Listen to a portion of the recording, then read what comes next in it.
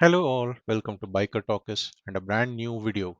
Today we are reviewing the 2024 Yezdi Adventure. Now let's take a quick walk around the 2024 Yezdi Adventure. By and large, visually on the exterior, it looks the same. However, if you look closer, you will notice that the paint quality, levels of fit and finish have improved a great deal, really noticeable. And we should congratulate Classic Legends for taking this step forward in terms of continuously refining the product. Particularly, I'm also really pleased to do away with that ugly looking cage around the tank. It has now been replaced with a much smaller, lighter, sleek looking unit, which unfortunately was not available on this test bike. The most important physical change on the bike, which you can pick out immediately, is the new routing for the exhaust. As you can see from this image, Classic Legends has now managed to get the exhaust header underneath the engine instead of positioning it laterally. This has actually been made possible by relocating the coolant reservoir to a different location, which now sits directly behind the engine, as you can see highlighted here. Finally, I think this new bash plate in the engine belly pan region looks much better now than it ever did before. Here are the first ride impressions of this 2024 model. I can still flat feet on both sides, so the seat height is unchanged.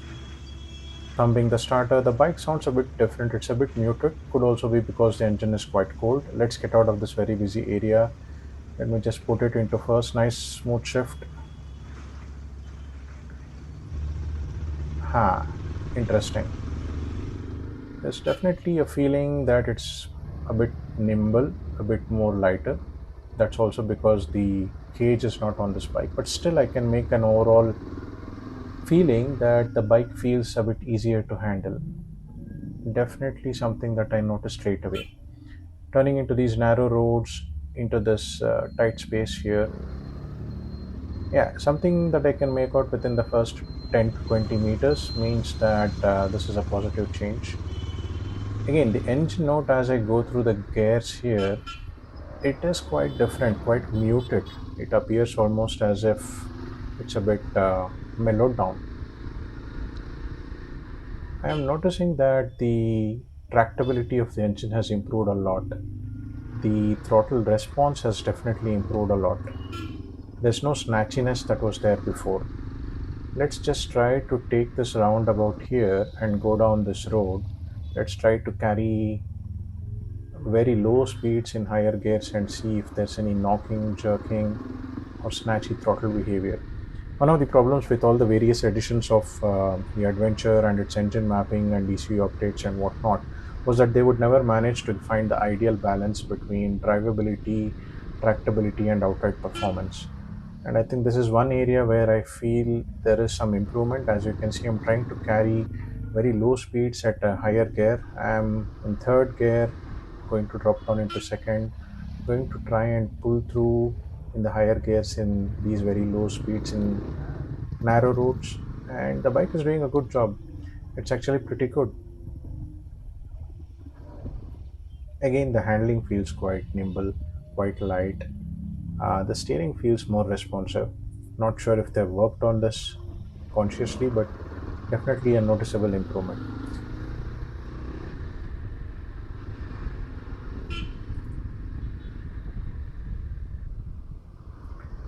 Continuing down these narrow roads, this gives us a good idea of whether bike is flickable, whether the bike is easy to handle in heavy traffic. Yeah, I like the way this thing handles. Okay, looks like we have a small traffic jam here. So let's continue through these narrow lanes. Let's try to get an idea of the drivability of the vehicle. And I think I'm repeating myself very often so quickly into this video, but I'm massively impressed by the improvement in the drivability of this engine. It feels very linear, no jerkiness, no flat spots, no GTT effect, at least it's not as pronounced as it was earlier. Man, this is one sorted thing on this bike. Now I'm going to continue to take this route through some of these narrow lanes. I think if you're a commuter in Bangalore city, you will end up going through a lot of shortcuts and narrow roads like this. Basically, wherever you're motorcycle, or if you have an adventure motorcycle, I'm pretty sure you're tempted to go through every shortcut that you can find, no matter how narrow it is, how bad it is. And I just look at this. I'm trying to load the engine at very low speeds in slightly higher gears, and it's a beautiful. I'm seriously just short of being blown away by how much improvement there is in the tractability of this engine. It does feel a bit flat and linear, but hey, come on. If it is this drivable and rideable inside the city, I think there can't be any bigger ask for an improvement. So let's see how it goes up this road. Few bad roads, mandatory impromptu off-roading in Bangalore. Can't avoid it. Let me just open the throttle a bit from low speeds. Hmm, that's interesting. You know what? The bike feels like it's become very linear, almost like the olden unicorn types, and it's lost a little bit of grunt in it. But I guess that's the price you pay for improved rideability and tractability. Throttle response is really good, but it's just lost a bit of edge. So now let's talk about how this handles bad roads. So far, I have not felt any major changes in the way the suspension behaves, but let's go through some of the mandatory potholes of Bangalore. Um, One of the things is that the ride quality on the Yezdi Adventure, especially at the rear, was a little bit hit and miss.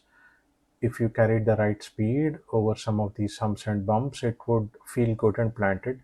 And yet, there were times at which you would feel that it is a bit bouncy. You would find that happening under two circumstances. If you were going over an undulating patch of level tarmac road, which had minor undulations, you would find the rear to be bouncing up and down like a spring.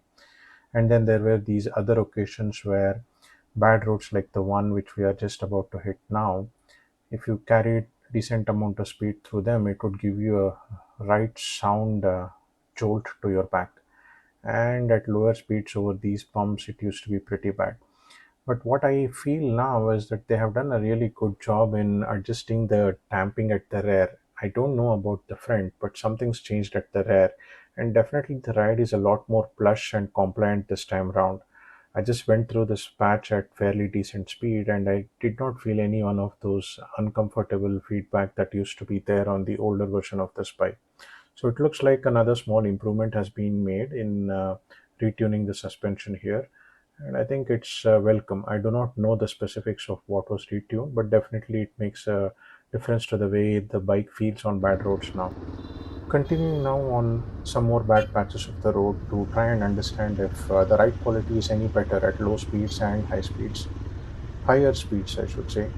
So again, the front doesn't feel too different. I think it was doing a good job earlier as well. There is something different about the tuning of the rear suspension, and you can see I'm trying to carry speed through these potholes, bad patches, and the feeling is different. It feels more compliant. It doesn't feel like it wants to throw you off now. That's good. That's a noticeable improvement. Let me try to carry some more speed here. Speed breaker. The brakes are good. Again, this is another thing that I missed out on saying. The brakes are really good. The brakes feel good. They were not bad earlier, but definitely there seems to be an improvement.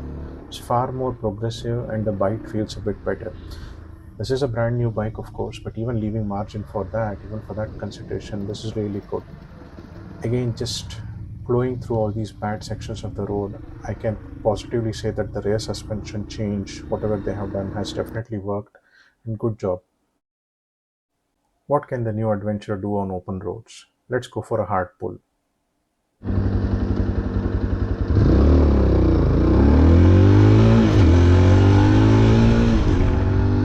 I'm short shifting the engine because it's a brand new test bike. I don't want to crash it. I feel that the initial surge is okay, but second, third feels a little bit flat and it's lost its edge. It's probably a bit slower to the 100, even accounting for the slight headwind. And once it's gone past 100, it seems to be a bit slower to go to 120 and beyond. It is a little bit of a stretch now. It's struggling to go beyond 128. I think we might hit 130, and I think that's about what it can do right now. Right, after that hard pull session, now let's look at what the bike can do in terms of cruising speeds. Having ridden the bike now for about half an hour or so, I have given it a small cool off period. And now that the engine is fully warmed up, definitely the exhaust note has changed. It is a bit more pleasant than the odd muffled sound that was evident during cold start. So we're going to go on to this expressway here and see what speeds this bike is comfortable holding at. Wind blast at these speeds is very nominal, nothing uncomfortable. The refinement levels are very good. Actually, it feels more refined at these speeds than the older bike used to feel. There are no vibrations. I think there used to be slight creep of vibrations at around 90 kph on the previous versions, but this is very smooth. I don't feel any vibrations anywhere on the handlebar foot pegs. Going past 100 now, still no vibrations. At least there's nothing tingling. There's no worrying sensation at the handlebar ends or the foot pegs. 105, and yes, I do feel some vibrations on the tank. It's still muted. It's much less than what it was before, and the handlebar vibrations are not very evident. Nothing very uncomfortable at the foot pegs. Let's go a bit higher and see if we can reach 110. The general levels of refinement, even at 110 with so much wind blast and all that going on, I still feel the bike is not too stressed. It's doing a good job at these RPMs and these speeds. I think this is where it is comfortable. Pushing a bit more, I am starting to feel that the bike does not like it now.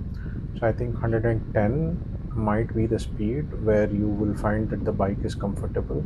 And as you might be able to hear from all the buffeting, this is probably the speed at which the wind blast makes it difficult to hold the vehicle for long durations beyond 110.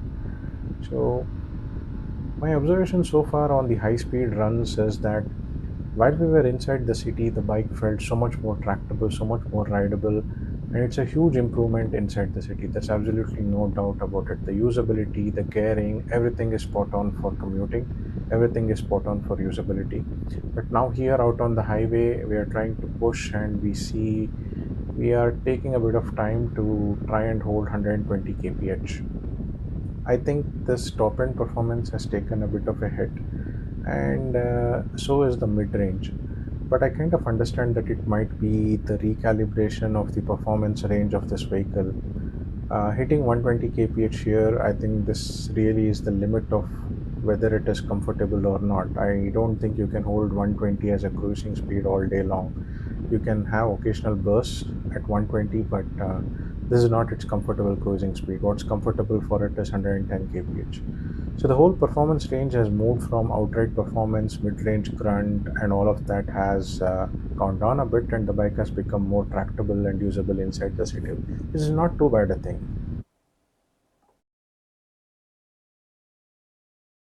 Right then, closing thoughts on the first ride review of Yezdi Adventure 2024. I think let's go with the good bits first. The fit and finish, paint quality, superb, much needed improvement, and I hope they continue to go in this direction. The brakes feel really good. Even accounting for a brand new bike, the stopping power feels far more progressive. The bite is much better. Heat management has taken a step forward. I could hardly hear the fan come on. Even when it came on, it was not very intrusive. It comes on a lot less often, and the heat rejection from the engine seems to have been rerouted. You don't feel the blast on your limbs, and generally speaking, the bike seems to run much more comfortably even in stop and go traffic. Performance improvements. I think Classic Legends has now struck the right balance in terms of performance and noise, vibration, and harshness levels. The bike feels extremely refined, the gearbox and the engine feels much more at ease when you're driving inside the city. The harshness, edginess, the sloppy gear shifts, all of those things seem to have been properly addressed.